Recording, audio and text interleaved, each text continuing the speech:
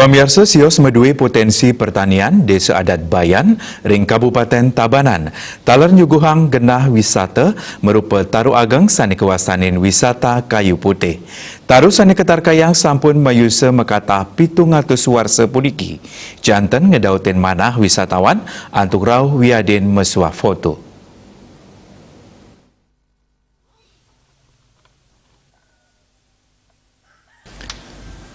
Magenah reng Desa Adat Bayan Kabupaten Tabanan tios madue potensi pertanian sanes sampun kasub taler nyuguhang genah wisata marupa taru ageng pamengkas majeng para wisatawan.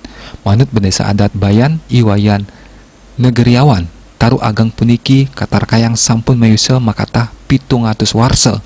Agengnyane taru puniki janten pinat ke ceciren saking wewidangan Desa Adat Bayan ring Kabupaten Tabanan. Dawag kalimbakang ring warsa kalih tali 13 sane lintang mawit akeh wisatawan sane rawuh ka daud antuk miar sayang kawentenan taru ageng puniki tios kaanggen genah mafoto. Ngantos mangkin ngeranjing ke genah wisata kayu putih wantah katunasin Danau Punia majeng para pengunjung. Ketahnyane pengunjung pinih akeh rawuh tatkala liburan. Wiadin ring rahina sane secara mewah redite. Wisatawan sane ka daud antuk rawuh ke taru ageng Inucap.